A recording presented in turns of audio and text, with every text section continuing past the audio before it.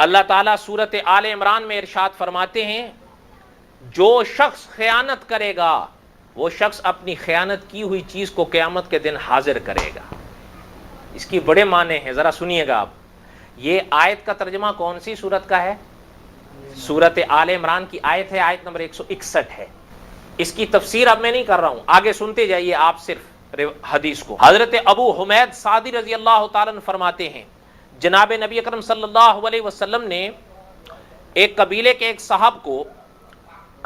صدقے کی وصولی سپرد کی۔ جب وہ واپس آئے تو آپ صلی اللہ علیہ وسلم سے کہنے لگے کہ یہ آپ کے لیے ہے اور یہ مجھے تحفہ دیا گیا ہے۔ تو جناب رسول اللہ صلی اللہ علیہ وسلم کھڑے ہوئے، اللہ کی حمد و ثنا بیان کی، پھر فرمایا اما بعد، میں تم میں سے ایک شخص کو ایک کام جس کی ذمہ داری اللہ نے میرے سپرد کی ہے سپرد کرتا ہوں تو وہ واپس آ کر کہتا ہے یہ آپ کے لیے ہے اور یہ مجھے تحفہ دیا گیا ہے، تو کیا وہ اپنے ماں باپ کے گھر میں بیٹھ جاتا اور اس کے پاس یہ تحفہ آ جاتا؟ اگر وہ اس میں پہنچا ہے تو اللہ کی قسم تم میں سے کوئی بھی کوئی شے ناحق طور پر نہ لے، ورنہ وہ اللہ تعالیٰ کے روبرو اس کو اٹھا کر پیش ہوگا۔ میں تم میں سے کسی کو نہ پہچانوں کہ جب وہ اللہ کے روبرو پیش ہو تو خیانت کے اونٹ کو گردن پر اٹھا رکھا ہو اور اونٹ اپنی آواز نکال کر اس کی خیانت کو ظاہر کر رہا ہو، یا اسی طرح سے بیل اپنی آواز نکال رہا ہو یا بکری ممیا رہی ہو۔ پتہ چل رہا ہے کہ جو چیز میں خیانت کرے گا جس چیز کی، وہ چیز قیامت کے دن اس پر لاگو۔ حضرت عدی بن عمیر رضی اللہ تعالیٰ عنہ سے روایت ہے کہ میں نے جناب رسول اللہ صلی اللہ علیہ وسلم کو فرماتے ہوئے سنا، ہم تم میں سے جس کو کسی کام کی ذمہ داری ڈالیں اور وہ ہم سے ایک سوئی یا اس سے بھی کم کوئی چیز چھپا لے تو یہ خیانت ہوگی، جس کو وہ روز قیامت ساتھ لائے گا اور اس طرح سے اس کی خیانت کا اظہار ہو جائے گا۔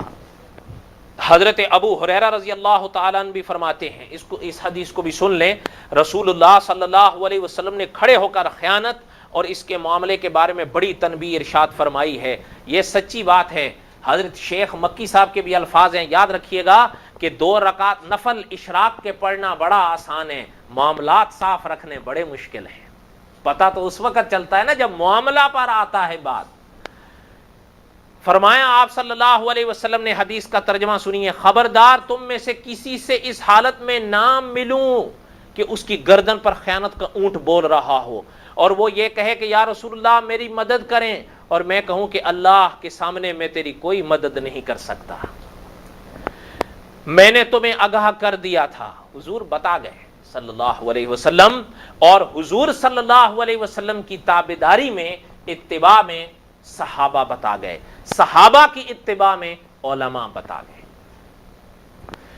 میں تم میں سے کسی کو اس حالت میں نہ ملوں کہ وہ قیامت میں اس حالت میں آئے کہ اس کی گردن پر گھوڑا بول رہا ہو اور وہ یہ کہے یا رسول اللہ میری مدد کریں، اور میں کہوں اللہ کے سامنے میں تیری کوئی مدد نہیں کر سکتا، میں نے تمہیں آگاہ کر دیا تھا۔ میں تم میں سے کسی کو روز قیامت اس حالت میں نہ ملوں کہ اس کی گردن پر بکری بول رہی ہو اور وہ یہ کہے یا رسول اللہ میری فریاد رسی کریں، اور میں کہوں اللہ کے سامنے تمہاری کوئی مدد نہیں کر سکتا، میں نے تمہیں آگاہ کر دیا تھا۔ میں تم میں سے کسی کو اس حالت میں نہ ملوں کہ وہ روز قیامت کوئی جاندار لے آئے جو اس کی خیانت کا پکار کر اعلان کر رہا ہو اور وہ یہ کہے یا رسول اللہ میری مدد کریں، اور میں کہوں کہ میں اللہ کے سامنے تمہاری کوئی مدد نہیں کر سکتا، میں نے تمہیں آگاہ کر دیا تھا۔ خبردار میں تم میں سے کسی کو اس حالت میں نہ ملوں کہ وہ قیامت کے دن اس حالت میں آئے کہ اس کی گردن پر خیانت کا کپڑا حرکت کر رہا ہو،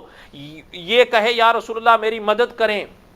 اور میں کہوں میں اللہ کے سامنے تیری کوئی مدد نہیں کر سکتا، میں نے تمہیں آگاہ کر دیا تھا۔ میں تم میں سے کسی کو اس حالت میں نہ ملوں کہ وہ قیامت کے دن اپنی گردن پر خیانت کا سونا چاندی لے کر آئے اور فریاد کرے یا رسول اللہ میری مدد کریں، اور میں کہوں کہ میں اللہ کے سامنے تیری کوئی مدد نہیں کر سکتا، میں نے تمہیں آگاہ کر دیا تھا۔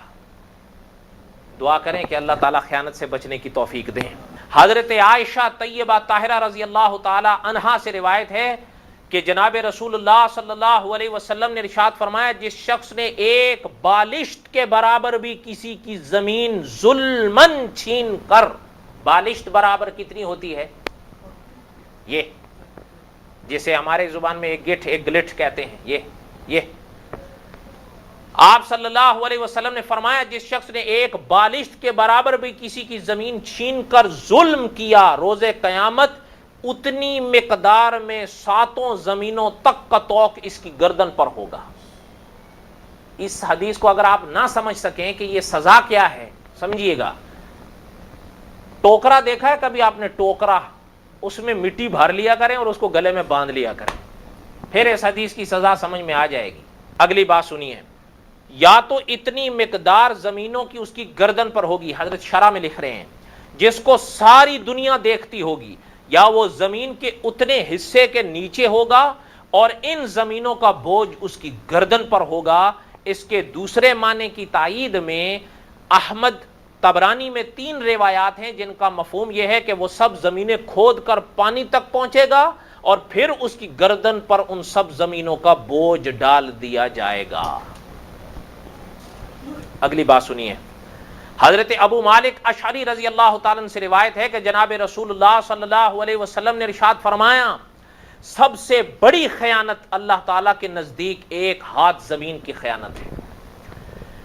سب سے بڑی خیانت اللہ تعالیٰ کے نزدیک 1 ہاتھ زمین کی خیانت ہے۔ تم زمین کے یا گھر کے 2 پڑوسیوں کو دیکھتے ہوگے کہ ایک دوسرے کے حق سے 1 ہاتھ زمین کی خیانت کر لیتا ہے، جب وہ اس پر قبضہ کرتا ہے تو وہ روز قیامت اس کے بدلے میں 7 زمینوں کا طوق پہنے گا۔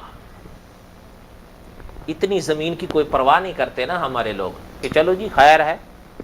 حضرت بھی شرح میں لکھتے ہیں 1 ہاتھ کی خیانت سے مقصد یہ ہے کہ تھوڑی بہت خیانت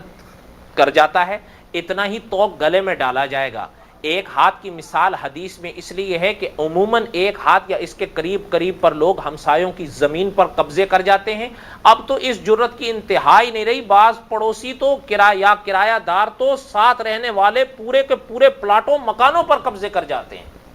ایسا ہی نہیں ہے؟ یہ تو وہاں پتہ چلے گا